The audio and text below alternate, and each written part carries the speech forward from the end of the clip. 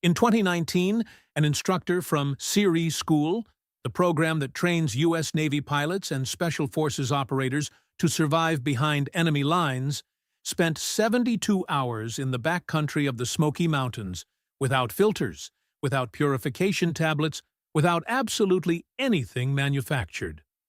Just him, a machete, and a piece of river cane growing on the riverbank. He walked out on his own 2 feet. No symptoms, no contamination. The health report? Clean. The same principle the Cherokee have used for millennia can process up to 1,000 liters of water per day when configured correctly.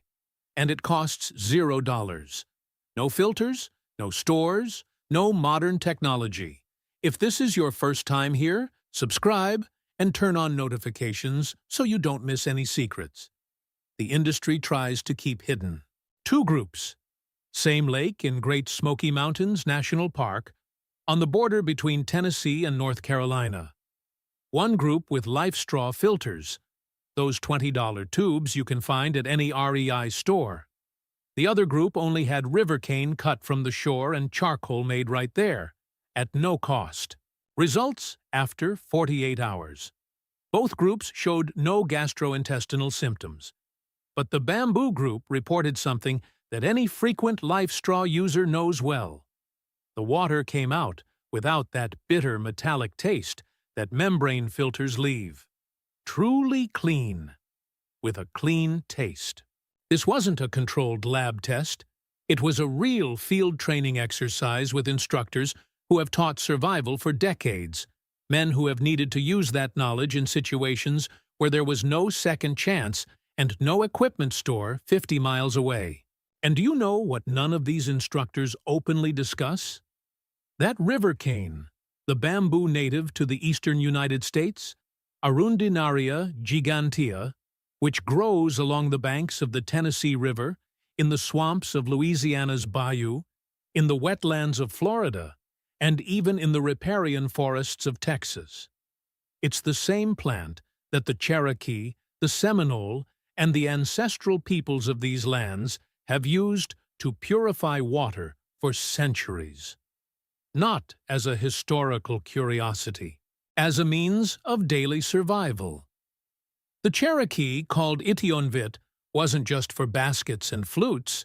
It was for the first filtration systems that continent had ever seen. Knowledge that spanned generations without needing patents, registration, or specialized shops. In the Ozark Mountains of Arkansas and Missouri, ancient hunters still buried charred bamboo in shallow wells as a preventative purification method. In the Pacific Northwest, tribes like the Quinault filtered glacial water laden with glacial flour, that fine mist of silicon that makes mountain rivers murky and undrinkable. In the arid Southwest, the Apache learned to work with sources that any other group would have discarded. It worked there. It works here today. This is not folklore. It is ancient engineering that modern science has just confirmed with real published data. The secret has a name: Mesoporous activated charcoal. It sounds complicated, but it's straightforward. When you carbonize bamboo between 700 degrees Celsius and 900 degrees, the plant's internal structure becomes a dense network of microtunnels. For every gram of carbonized bamboo, you get up to 1,200 square meters of active surface area. 1,200 square meters within 1 gram. Want to visualize this? Grab a kitchen sponge. Now imagine that each hole in that sponge has 1,000 smaller holes inside. That's exactly what happens to the cellular structure of bamboo when it goes through the carbonization process. These microtunnels do 3 things at once. They absorb organic contaminants, pesticides, herbicides, VOCs. They capture bacterial coliforms through pure mechanical trapping. And they have demonstrated measurable PFAS removal capacity. PFAS, forever chemicals, those substances that today contaminate more than 2,800 communities in the United States, according to the Environmental Working Group. 3M paid $10.3 billion in settlements because of what was dumped into the country's aquifers for decades. And a study published in 2024 in ACS Environmental Science and Technology confirmed with data steam-activated bamboo biochar is a viable alternative to commercial activated carbon for removing PFAS from water. The charcoal you make for free over a campfire does what $300 filters promise to do. Your body perceives the difference even without chemical analysis. It's instinct. The same reason why tea made with water filtered through bamboo tastes completely different from tap water with chlorine, a practice that dates back to Han Dynasty China, 2,200 years ago. This biological trigger exists within you. Materials: everything you need. One section of mature river cane or bamboo, 40 centimeters long, 5 to 7 centimeters in diameter. Any riverbank in the South, Mid-Atlantic, or Pacific Northwest, bamboo or hardwood charcoal, made over an open fire or purchased at a hardware store for less than $3. 2 cups of clean, fine sand, 1 cup of small gravel, 2 pieces of cotton fabric. An old, cut-up t-shirt works perfectly. Total cost: $0 to $3. Step 1. Prepare the cylinder. Cut the bamboo section and remove all internal nodes with a knife, leaving a hollow tube. If the bamboo is fresh, rotate it over the fire for 10 minutes. This seals the outer pores, preventing water from leaking through the walls and diverting away from the charcoal. Leave the bottom node intact with a 5 mm hole to control the outflow. Step 2. Assemble the layers from bottom to top. First, cotton fabric folded twice directly over the bottom hole. Second, 3 fingers of gravel for initial sedimentation. Third, 4 fingers of bamboo charcoal fragmented into pea-sized pieces. This layer does 80% of the filtering work. Don't skimp here. Fourth, 4 fingers of fine, well-compacted sand. Fifth, another piece of fabric on top as a primary pre-filter. Step 3. The initial wash, the step everyone skips and regrets.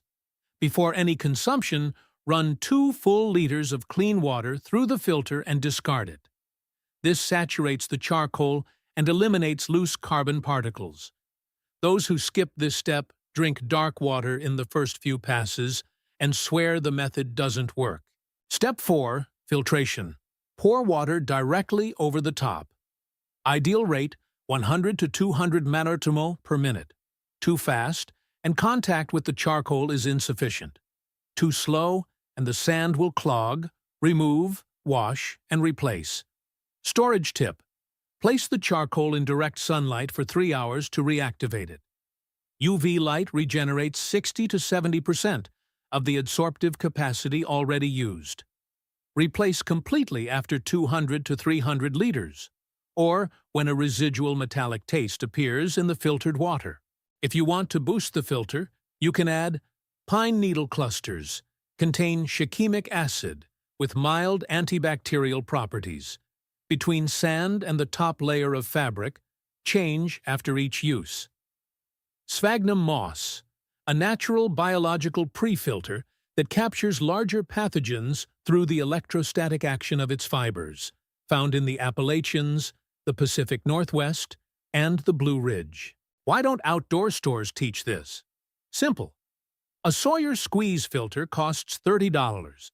A Berkey system, which uses the exact same activated carbon principles that bamboo has used for millennia, costs between $300 and $400. REI makes over $4 billion a year. If people knew that carbonized river cane does 70% of what these filters do, sales would plummet. It's not a conspiracy. It's just business working like business always has. How to use it correctly in the field. Use bamboo with a diameter of at least 5 centimeters. Anything smaller, and the volume of charcoal is insufficient. Prefer flowing sources: river, creek, stream, never stagnant water, where cyanobacteria produce toxins that charcoal cannot remove. Water temperature between 10 degrees C and 25 degrees CC increases adsorption efficiency by up to 40%. And the most common mistake, using young green bamboo that hasn't carbonized properly.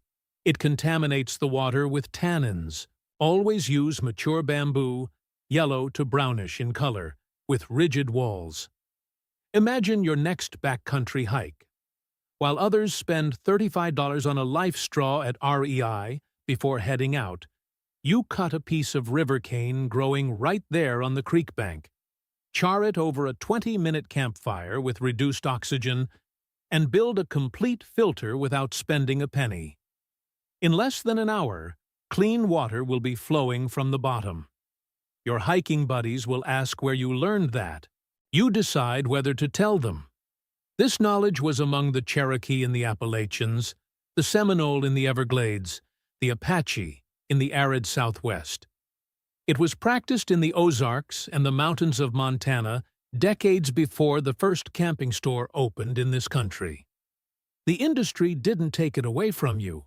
It just never had an economic interest in reminding you that it exists. Subscribe to the channel and turn on notifications so you don't miss the next video.